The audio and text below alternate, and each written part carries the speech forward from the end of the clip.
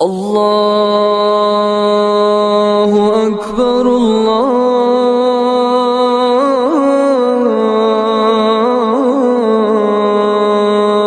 اکبر۔ السلام علیکم ورحمۃ اللہ وبرکاتہ۔ عزیز دوستو، میرے مومن بھائیوں، انسان کا نفس ہمیشہ اپنی دیکھ بھال اور اس میں پیدا ہو جانے والی بیماریوں کی اصلاح کا محتاج رہتا ہے۔ خوش نصیب ہے وہ شخص جو اپنے نفس کو خامیوں سے دور کرے اور اسے ہر آلودگی سے پاک کرے، جیسا کہ اللہ تعالیٰ فرماتا ہے قد افلح من زکاہا وقد خواب من دساہا، بے شک وہ کامیاب ہوا جس نے اپنی روح کو پاک کر لیا، اور بے شک وہ غارت ہوا جس نے اس کو آلودہ کر لیا۔ میرے بھائیوں، نفوس کو لاحق ہونے والے امراض میں سب سے خطرناک بیماری حسد ہے، جو اس تمنا کا نام ہے کہ کسی دوسرے کے پاس موجود نعمت زائل ہو جائے، اور یہ غبطہ سے مختلف کیفیت ہے، کیونکہ غبطہ میں انسان اپنے لیے اسی نعمت کی خواہش تو کرتا ہے جو دوسرے کے پاس ہے، مگر وہ یہ تمنا نہیں کرتا کہ وہ نعمت دوسرے سے چھن بھی جائے۔ لہذا حسد سراسر شر ہے، سراپا نقصان ہے، اور خطرہ ہی خطرہ ہے۔ یہ ایک ایسا گناہ عظیم ہے جو نیکیاں کھا جاتا ہے، انسان کو حرام کاموں میں مبتلا کرتا ہے، تعلقات کو توڑتا ہے، محبت کرنے والوں کے درمیان نفرت پیدا کرتا ہے، چاہنے والوں کے درمیان بغض کو جنم دیتا ہے، حتیٰ کہ بھائی کو بھائی سے جدا کر دیتا ہے۔ کیا آپ نے نہیں دیکھا کہ حسد نے حضرت یوسف علیہ السلام کے بھائیوں کے ساتھ کیا کیا؟ حسد نے انہیں اپنے والد کی یوسف علیہ السلام کے ساتھ محبت کو تسلیم نہ ہونے دیا اور انہیں اپنے بھائی کے قتل پر اکسایا، جیسا کہ قرآن کریم میں ہے اذ قالوا ليوسف واخوه احب الى ابينا منا ونحن عصبة ان ابانا لفي ضلال مبين اقتلوا يوسف او اطرحوه ارضا يخل لكم وجه ابيكم وتكونوا من بعده قوما صالحين۔ جب انہوں نے کہا البتہ یوسف اور اس کا بھائی ہمارے باپ کو ہم سے زیادہ پیارا ہے، حالانکہ ہم طاقتور جماعت ہیں، بے شک ہمارا باپ صریح غلطی پر ہے، یوسف کو مار ڈالو یا کسی ملک میں پھینک دو تاکہ باپ کی توجہ اکیلے تم پر رہے اور اس کے بعد نیک آدمی ہو جانا۔ تو حسد کتنا قبیح گناہ ہے، اور کیسے نہ ہو جبکہ اللہ تعالیٰ نے ہمیں حسد اور حسد کرنے والے کے شر سے پناہ مانگنے کا حکم دیا ہے۔ وَمِن شَرِّ حَاسِدٍ إِذَا حَسَدَ، اور حسد کرنے والے کے شر سے جب وہ حسد کرے۔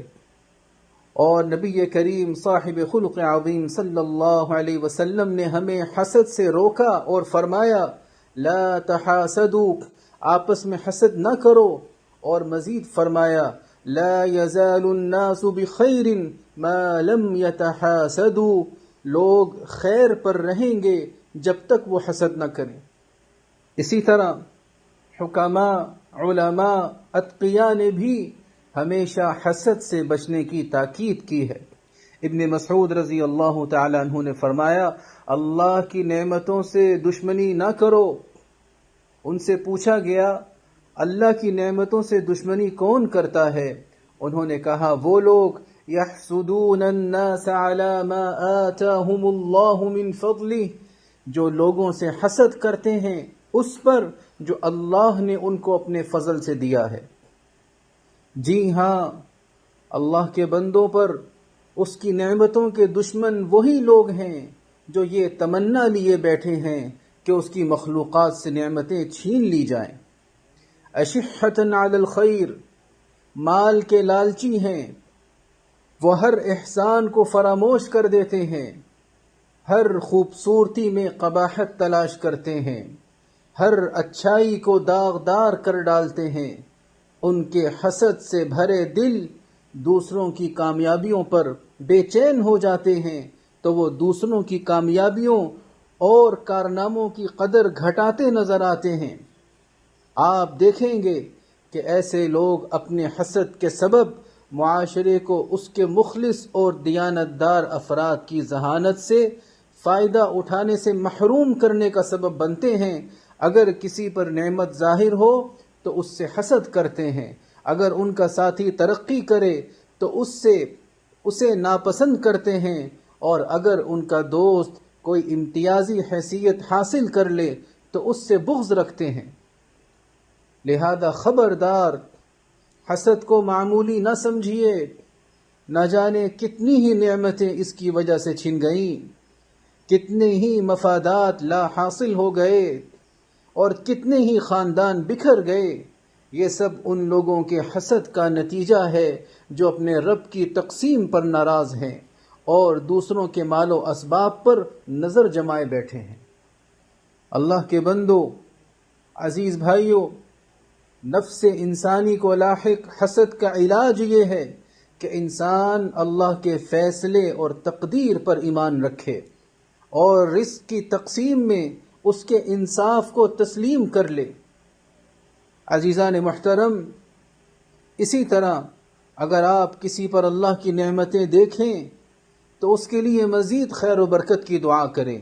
نبی کریم صلی اللہ علیہ وسلم نے فرمایا، اذا رأى احدكم من اخيه ما يعجبه فليدع له بالبركة، جب تم اپنے کسی بھائی میں کوئی نعمت دیکھو تو اس کے لیے برکت کی دعا کرو۔ میرے بھائیو، جب آپ کامیاب لوگوں کو دیکھیں تو ویسی ہی محنت کریں جیسی انہوں نے کی، تاکہ آپ بھی ویسی ہی کامیابی حاصل کر سکیں۔ اور یہ بات جان لیجئے کہ دوسروں کو نعمتوں میں دیکھ کر ان کے لیے اپنے نفس و دل کو صاف رکھنا حسد کا بہترین علاج ہے۔ لہٰذا اپنے دل پر نظر رکھیے اور ہمیشہ دوسروں کے لیے بھلائی چاہیے۔ اس سے آپ کا ایمان مکمل ہوگا اور معاشرے میں محبت اور رواداری عام ہوگی۔ اور اگر کبھی آپ کے دل میں حسد یا جلن کے جذبات پیدا ہوں تو اپنے آپ کے ساتھ سچا بنیے، اپنی غلطی کو تسلیم کریں، اللہ سے معافی مانگیں اور حضرت یوسف علیہ السلام کے بھائیوں کا قصہ یاد کریں۔ انہوں نے اپنی کم عمری میں غلطی کی لیکن پھر اپنی خطا تسلیم کی، اللہ سے توبہ کی اور اپنے والد سے معافی طلب کی۔ انہوں نے کہا، یا ابانا استغفر لنا ذنوبنا انا كنا خاطئین، اے ہمارے باپ، ہمارے گناہ بخشوا دیجئے، بے شک ہم ہی غلط کار تھے۔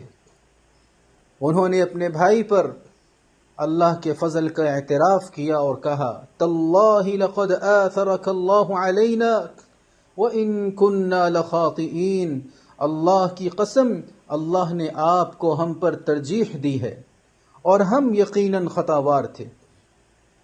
چنانچہ اللہ رب العزت نے انہیں معاف فرما دیا اور ان کے مرتبے کو بلند کر دیا۔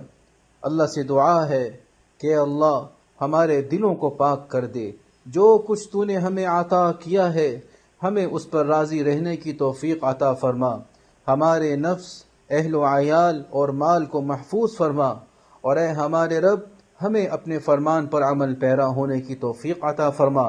یا ایھا الذین آمنوا اطیعوا اللہ واطیعوا الرسول واولی الامر منکم، اے ایمان والو، اللہ کی فرما برداری کرو اور رسول کی فرما برداری کرو اور ان لوگوں کی جو تم میں سے حاکم ہوں۔ اقول قولی واستغفر اللہ ربی۔ اما بعد، برادران اسلام، حسد انسان کی شرافت، عمدہ اخلاق اور ایمان کی تکمیل کے منافی ہے۔ اپنے محبوب و مکرم نبی محمد صلی اللہ علیہ وسلم کے اس ارشاد پر غور فرمائیے، لا يؤمن احدكم حتى يحب لاخيه ما يحب لنفسه، تم میں سے کوئی شخص اس وقت تک کامل مومن نہیں ہو سکتا جب تک وہ اپنے بھائی کے لیے وہی پسند نہ کرے جو اپنے لیے پسند کرتا ہے۔ اس لیے خبردار، حسد سے مکمل اجتناب کریں اور اس کے برے انجام میں غور و فکر کریں کہ یہ اپنے حامل اور اس کے گرد و پیش کے لوگوں پر نہایت تباہ کن اثرات مرتب کرتا ہے۔ حسد کرنے والا نہ خود سکون پاتا ہے، نہ اس کا دل مطمئن رہتا ہے، وہ ہمیشہ درد و کرب میں مبتلا رہتا ہے، خود تنگی اور پریشانی میں زندگی بسر کرتا ہے، جبکہ اپنے ارد گرد کے لوگوں کی زندگی بھی اجیرن کر دیتا ہے۔ اپنی زندگی دوسروں کی کامیابیوں پر نظر رکھنے میں ضائع کر دیتا ہے، تو آپ دیکھیں گے کہ اس کا ذہنی سکون برباد ہو جاتا ہے اور وہ اپنے دل کی تنگی اور بدنیتی کا شکار ہو کر وہی نقصان اٹھاتا ہے جسے وہ دوسروں کے لیے چاہ رہا ہوتا ہے۔ جیسا کہ اللہ تعالیٰ فرماتا ہے وَلَا يَحِيقُ الْمَكْرُ السَّيِّئُ إِلَّا بِأَهْلِهِ، اور بری تدبیر تو تدبیر کرنے والے ہی پر الٹ پڑتی ہے۔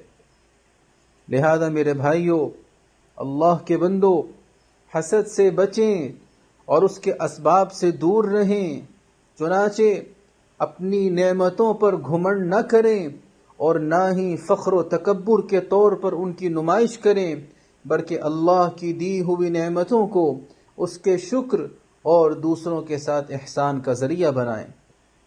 کیا آپ نے رسول اللہ صلی اللہ علیہ وسلم کا یہ فرمان نہیں سنا؟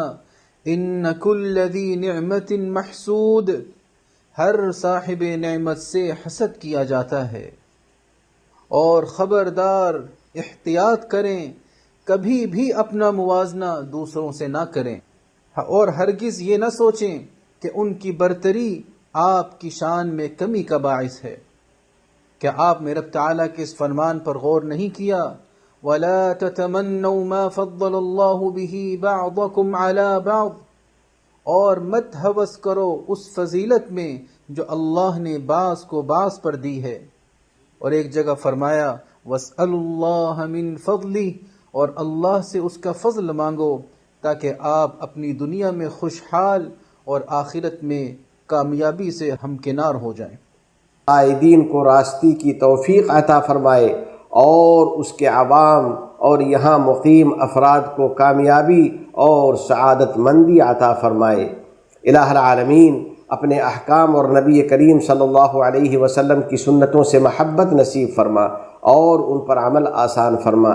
ہمیں اور ہماری اولاد کو علم نافع اور عمل صالح کی توفیق عطا فرما۔ تمام گناہوں اور ہر قسم کی خرافات سے ہم کو بچا لے۔ ہمارے والدین، عزیز و اقارب اور پوری امت مسلمہ کی مغفرت فرما۔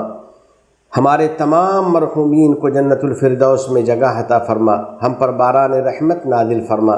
اس ملک کے صدر ذی وقار شیخ محمد بن زائد، ان کے نائبین اور ان کے ولی عہد کو توفیق و عنایت عطا فرما۔ یا اللہ، شیخ زائد، شیخ مکتوم، شیخ خلیفہ بن زائد اور دیگر مرحومین شیوخ پر رحمت نازل فرما۔ اس ملک کو دین و شریعت، علم و ثقافت، عزت و احترام، تعمیر و ترقی، صفائی و پاکیزگی اور حسن و جمال کا وطن بنا۔ متحدہ عرب امارات اور عالم اسلام سمیت پوری دنیا کو امن و امان کا گہوارہ بنا۔ وفقنی اللہ و ایاکم لصالح الاعمال، وصلی اللہ علی سیدنا و نبینا و حبیبنا محمد وعلى آلہ وصحبہ اجمعین وعلى من تبعهم بإحسان إلى يوم الدين۔ السلام عليكم ورحمة الله وبركاته۔